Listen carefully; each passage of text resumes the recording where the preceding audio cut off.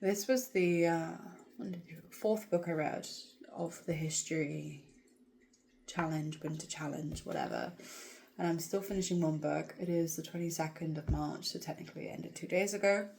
I finished this book about 2 weeks ago, but I'm reading a new book, which is another history book, which I'll finish soon. Anyway, this is the book.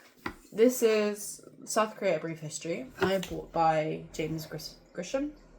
I bought this before I moved to Korea. I was like, I need to learn everything about Korea. So I bought a couple of history books and culture books about Korea, and I have never read them. However, I lived in Korea for 4 years, so I hope I know something. What I do know is that from the 4 history and historical fiction books that I've read, now know a lot about at least the Japanese occupation era from like 1919 to 1945, simply due to that's pretty much what the books I've read have been about. The other thing I've also learned is I prefer historical fiction over history books. In the same time it took me to finish this book, which is only like 200 pages or so, I finished 3 historical fiction books, which are all over 300 pages in length. I've always known I've not been a big fan of history books. I've always hated kind of reading them. I definitely prefer learning about history through historical fiction. And I made a lot of annotations about this. I took this one to Gangneung with me when I went with my friend. And we were both sat in a cafe for ages. And we're like, I was reading, she was editing. Like, my Kindle decided I don't want to keep working anymore. So it just, like, froze. And I was like... And because I didn't have internet at that point, I was like, all the annotations I've just been making for the last half an hour, including updating all the ones that just said research, are gone. I was like... And, like, my Kindle... I had to shut my Kindle down to restart it. I think it did that because it has, like, 2,000-3,000 books on it at the moment. They're not downloaded, they're just on there. So, yeah, I went back to the hotel at the end of the day, and I was like logging into the Wi-Fi, and and then all the notes came back, and I was like, yes. So, yeah. Anyway, I made a lot of notes, mostly about like words I had no clue what they meant. What has been great about these history books is learning a load of words in the English language that I did not know. Obviously, there were like some Korean words as well, which is interesting. Obviously, because it's Korean history, but like there's a lot of English words that I was like, am I dumb? No. I just don't read. Oh, I do read. I just didn't know them, and that's okay. And I've now learned them. This book is good, as it is a brief history. It does go from kind of like the founding start all the way to the present day. Like, it's like, I think, but I can't remember when it was published. But it's definitely not like within the last 10 years, I don't think, because a couple of things have changed. But it was a good book in kind of showing the overall history of Korea and the rich history that Korea has. Do I remember it all? No. Because it wasn't laid out to me like a story. It was laid out to me like a fact book. And my brain was like, we're just gliding through. It's the same with the Cambodia book I was reading. I'm reading it, but I'm not absorbing it. It's just... And then I was like having to keep fact checking the names. And like, because obviously there's like English Romanized translations of the Hangul or the Korean writing system, and it wasn't the Romanized Hangul that I'd learned. It was like slightly different. So I had to be like, what does this sound like to me? What does this sound like to me? Ah, that one. So there was things I was like a little confused over, and then like there's obviously family names in Korea: Kim, Park or Pak, Lee, Che, which was like normally the romanization is CHOI, but in this it was like CHAE, and I was like, okay, that's technically more like romanized, and definitely more like the pronunciation, but why is it like that? And it was like remembering, because it would go like park this to park, and back, but like I was like, which one are we talking about? Because you're only saying the surname, and you've talked about two different people with that name. So which one are we talking about? And then it'd be like, oh, now we're moving on to this one. I'm like, eh. Anyway, so it definitely was harder to follow, but I know I learned some things from it, and I made a lot of annotations because it's loading. I wrote a lot. Obviously, I learned different like new words. Like I learned some geography words. I don't know why I wrote the choice. Oh, because then I was like, okay, so the Chosun Dynasty was like the headline. It was like, so it was doing well until after King Sejong, where it started to decline. So this was after King Sejong. Obviously, he invented or came up with and introduced the Korean language. And then after that, it starts to decline.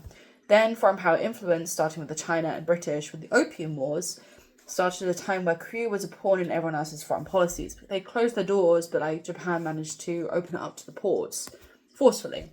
So the British, the Chinese, the Japanese, the Americans all got involved. I was like, okay. Then I looked at Shihak, which was a 17th, 19th century Korean reformist intellectual movement. So I was learning like different political stances. I was learning like different ideologies. I was learning different types of art. Learned like reformist, legation. I learned, because I did like a lesson on the Korean War during my A-level, Cold War A-level. And like, Syngman Rhee, I recognise that name. Why do I recognise that name? I was like, I feel like I recognise it from when I was in A-levels. And then it was like the first president of South Korea from 1948 to 1960 that was rigidly authoritarian. I was like, I remember. Anyway, it was interesting to kind of go back over this because like I learned the Korean War so quickly during the Cold War thing because we literally had like a tiny section on it. Looking at the Tonghak Rebellion, the Taiping Rebels, the different treaties that were signed in that kind of half included Korea or like used Korea in some way. I learned about Buddhism. I learned about celadons, which was interesting because I didn't know much about them. I like knew that they existed and I've seen them, but it's a type of pottery made in the celadon green colour. Like it's like green. And it was like original China pottery, like how different countries kind of made a replica, like England made bone china with cow bones. Korea learned from China how to make it, but they called it celadon and made it a green, and it was actually more highly valued by the Japanese than the china that came from China, and so a lot of it was stolen during the Japanese occupation, and which is also mentioned in Beasts of a Little Land. So it was quite interesting to read this book alongside the history books or the historical fictions I was reading, because I was like, oh, I've learned about that. Oh, I've learned about that. And then I would read it in that book, and then I'd come back to the history book, and I'd be like, oh yeah, they mentioned this in like The Island of the Sea Women. Oh, they mentioned this in... So it was very interesting to kind of read them alongside each other. And I think it worked well because I was learning it from a story historical fiction point of view and then an actual history book. Would I continuously read history books all my life like my father? No. I don't know how he does it, because I was like, when's this book ending? And then it would be like, there's half an hour left of this book. I was like, I can read that on the bus back. Never did. I had to like sit down and finish it. China and Korea kind of used each other to base their arts off of, and how Korea learned a lot from China. And then about minhwas, which are the traditional Korean folk art paintings that were for the people from the Joseon dynasty, and they had bold designs, humour and symbolism aimed at bringing good luck, prosperity and protection. Normally anonymous artists. Learned about like the social classes, more. And then I learned about some of the folk tales. Luckily I have a Korean folk tales book. I have a couple of them, so I'm going to hopefully read some of those. So, had Japanese rule not ended in 1945, the fate of indigenous Korean language, culture and religious practices would have been extremely uncertain. And I was like, well, today would it be a dead language or going extinct? Because the Japanese occupation technically isn't that long ago. It only ended in 1945. The Koreans weren't allowed to speak Korean. Obviously, during that time, they had to speak Japanese. They had to speak Japanese at school. They had to speak at work. They had to speak in the streets, in the markets. Like, if anyone overheard them not speaking Japanese, they could be killed or tortured, etc. It's thought to be that Jeju Korean is slowly dying out because of urbanization and because not a lot of people are learning Jeju Korean, and more Jeju people are just speaking like the Seoul dialect Korean or a different dialect of Korean. I felt like I did a lot of research for this in this book, which is great. Like, a book should make you do research, and I've been doing research with all of them, like with the historical fictions and the history book, because it'll be like, on this day this thing happened. I'll be like, did it? Ooh, and like write it down in there. Oh, I do recommend this book, by the way.